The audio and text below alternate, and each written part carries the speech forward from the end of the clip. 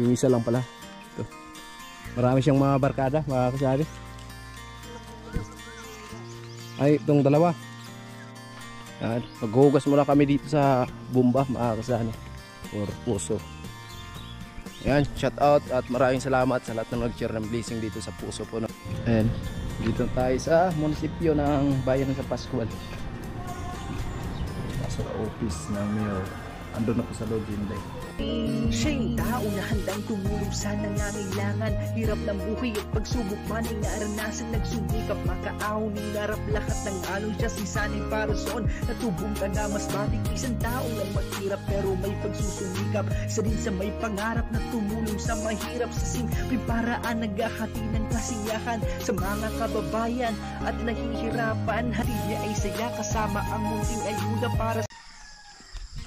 Yo, good morning mga kasani, panibagong araw, panibagong vlog tayo. At ngayon lang po tayo nakapag-update sa ating channel dahil nga may mga problema po na dumaan sa atin.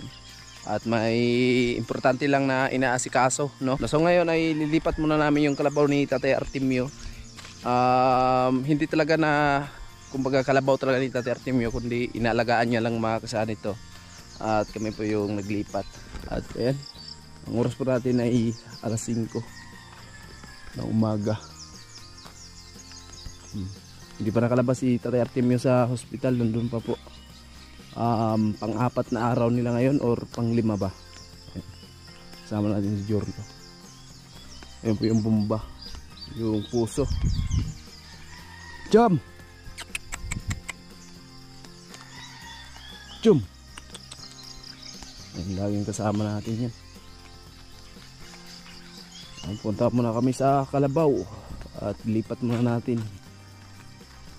sa bukiran ni Tatay Artemio.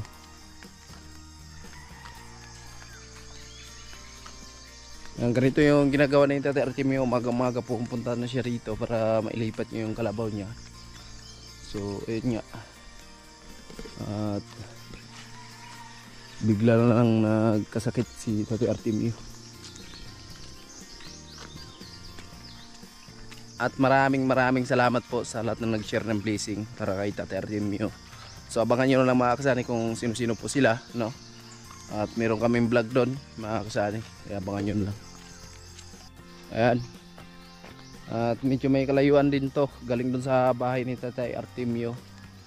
At ayan, ako po ay humingi ng pasensya sa inyo mga kasani na hindi pa tayo nakabalik ng Kamsor. Ayan, dahil nga, ayan, meron kaming naasikaso dito. At babalik naman tayo dyan siguro pag tapos ng eleksyon.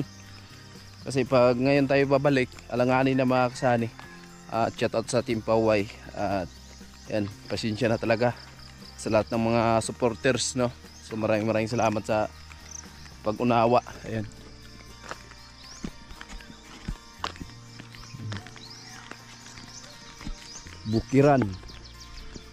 Bukiran ng probinsya sa Masbate or San Pascual.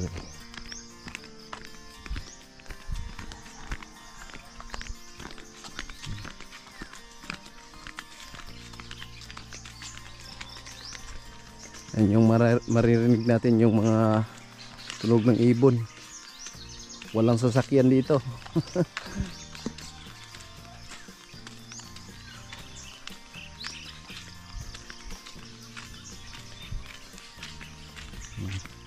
Ganda ng view. Nadari tanan dok ang kabaw? Nadari tanan?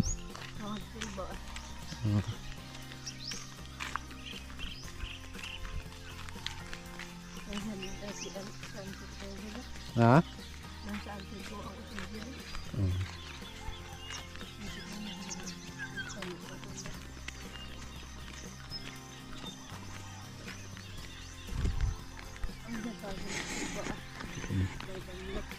Yan, lipat mo na sa kalabaw.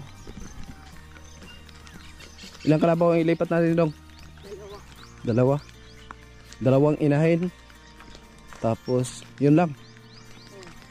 Dalawang inahin lang pala mga kasaan. Kasi pinakawalan yung isa kasi payat na. Payat na yung isa? Kasi yung mga damo po dito is namamatay mga kasani kasi wala ng ulan. Yan si Jorlo kasama natin. Ito lagi yung kasama ni Tate Artemio pag naglipat sila ng kalabaw pag umaga, tanghali, hapon. Ayan, siya yung lagi kasama dito pag walang klase. Pag may klase din siya, so siyempre inuuna talaga yung pagkaklase. Hindi na siya sinasama ni Tate Artemio dito. Kaya hindi tayo balik agad kasi ayun nga, kami yung nag-aasikaso muna dito.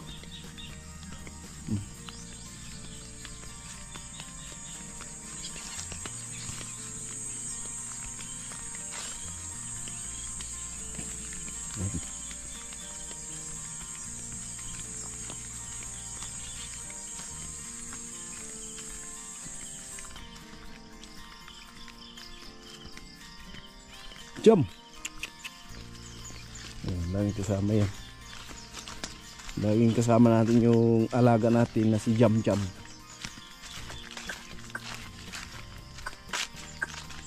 Buhay probinsya. Ito na yung isa na kalabaw. Yung isa dong sa Igbaw, Gatasan. Okay. So nandito pala yung isa. Diri naman na doon.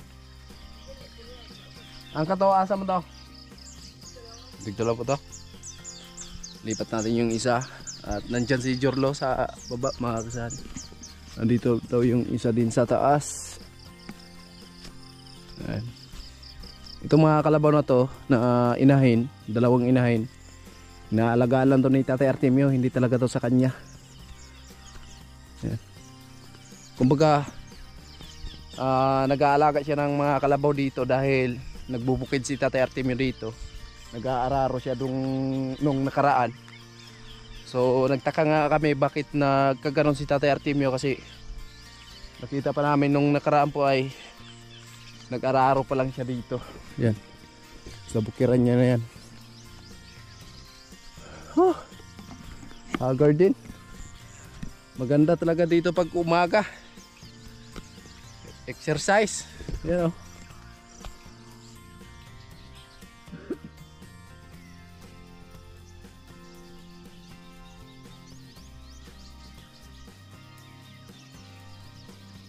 Our hearts beat to the city streets. We began to feel the fire. We rise like tall buildings as the chemicals that take us higher. The night's young and it's just begun as she puts her hand.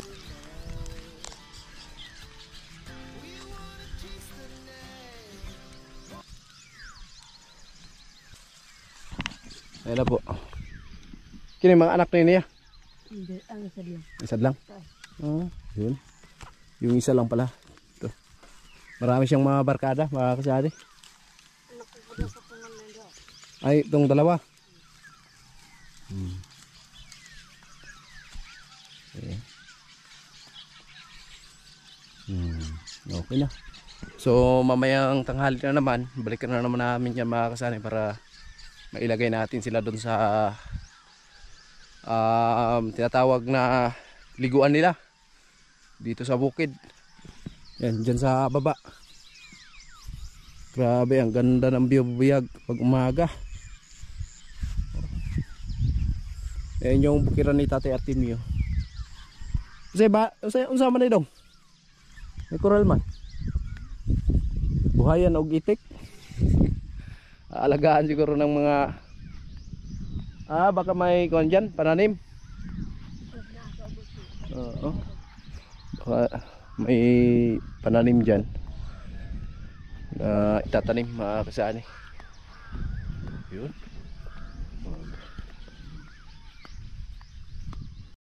Yan, maghugas muna kami dito sa bomba mga kasani or puso.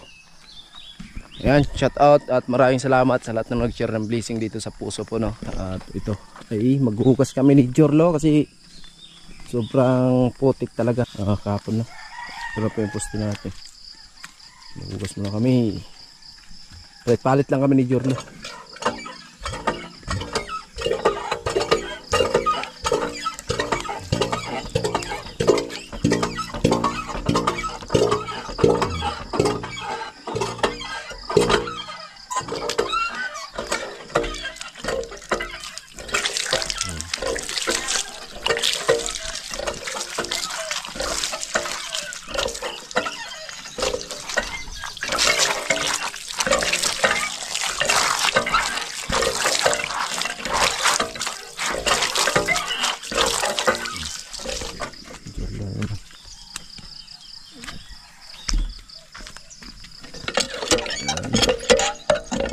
Maraming salamat po sa nag-share ng blessing dito mga kasani. Talagang napakalaking tulong talaga sa taga rito. Okay na siya at hindi na naubos yung tubig.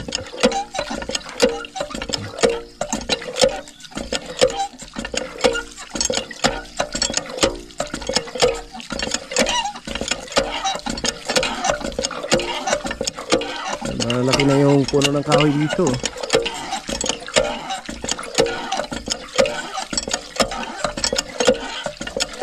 Okay na. Ayan. So, ayan. Napakalaking tulong talaga. Lalo na pag kanya, gigib ka dito. Tapos maghugas. Pag galing mo sa kalabaw. Ayan, malapit lang. At madaanan mo lang talaga dito sa gilid ng daanan. Ayan. Ngayon po ay meron kami pupuntahan mga kasali, no? At ito po ay update kay Tatay Artemio. Tungkol dun sa, nandun nga sila sa Naga sa ospital. At ngayon kasama natin si Inday mga kasanay kasi ayun nga, need talaga namin ng tulong ngayon. Kailangan talaga mga kasanay. Ayan si Inday. So yun mga kasanay, ayun, update nga kay Tatay Artemio. So hindi pa rin po na salina ng dugo si Tatay Artemio. So kahit andito man lang tayo sa Burias, so yung kuya ko nasa Naga at yung ate ko. So kailangan kumilos din para ayun, para makatulong. At ayun, kailangan talaga namin ng tulong mga kasanay kasi kailangan po ng masalina ni Tatay Artemio ng dugo type O positive. At ayun ang makakasanay kanina nang ano po ako kasi alam niyo naman may bibi ako, so nag-PM ako sa kapitan namin dito sa barangay na kung makahingi ng tulong na maasikaso si Tatay Artemio ng mga doktor doon sa BMC mga kasanay kasi marami ding pasyente. So sana nasa hallway lang sila Tatay Artemio, wala sa kwarto, sa daanan lang talaga. At yun mga kasanay, nabasa naman ni Kapitan, nag-chat ulit ako sa kanya. So hindi nag-reply kasi fiesta din sa kanila, siguro busy, alam naman natin. So nag-PM po ako sa Facebook feeds ng mayor namin dito sa Burias, Mayor Saki Lazaro.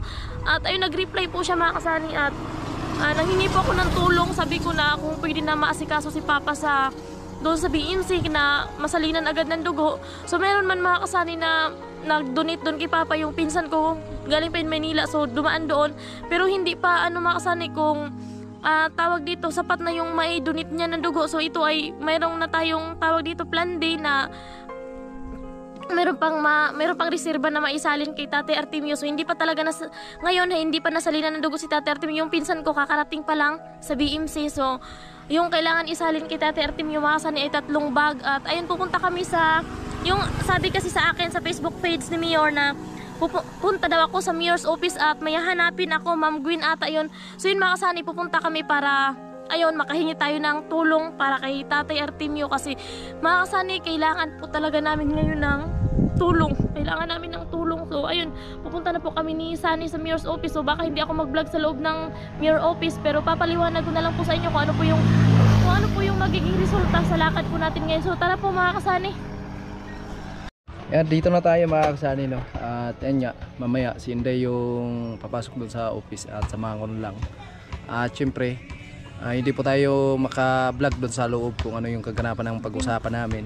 At private lang. Depende po sa policy dito kung pwede mag-vlog, so vlog natin. Pero kung hindi makasani, so hindi natin pilitin. At tayo ay magmamakaawa na tayo ay matulungan. So di tayo lalabag kung ano yung bawal. Tara. Ayan, dito tayo sa munisipyo ng bayan sa Pascual.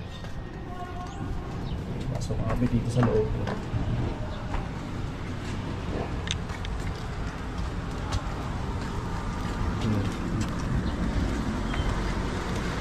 Ayun, kasali dito na kami sa office ng mayor. Andun na po sa loob yun,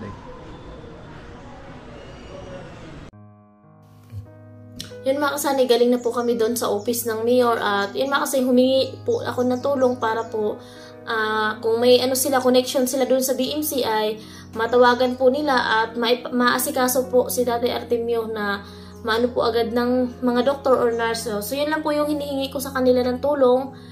Ngayon nga para maasikaso si Tatay Artemio kasi nga kailangan ni Tatay Artemio salinan ng dugo at ayun mga kasani, nasalinan na si Tatay Artemio ng dugo at ayun, nasalina si Tatay Artemio ng isang bag.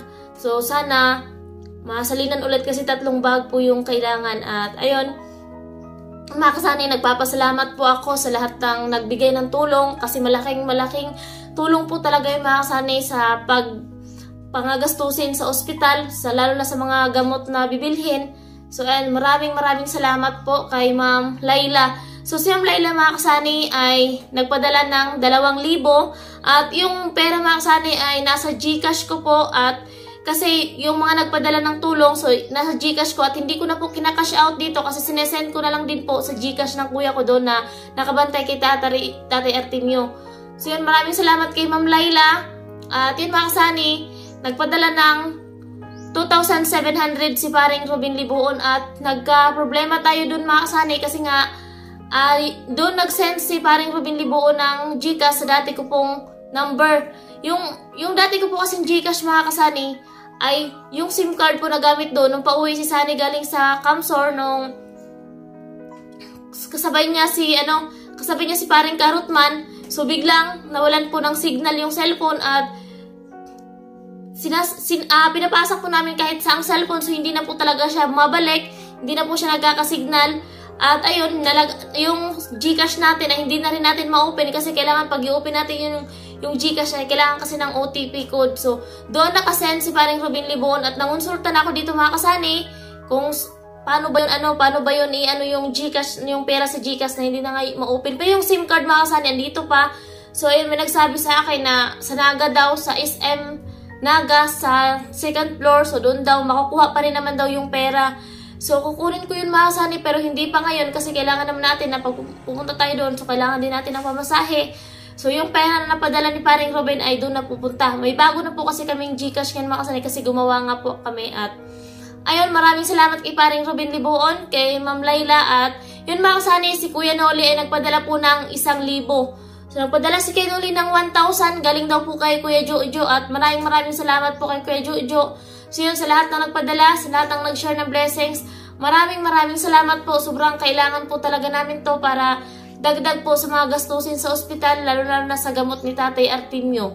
Yun lang po mga kasani, sana po maging okay na po si Tatay Artemio para po makauwi na po sila dito sa Burias. So maraming salamat po sa inyong lahat and God bless po sa atin.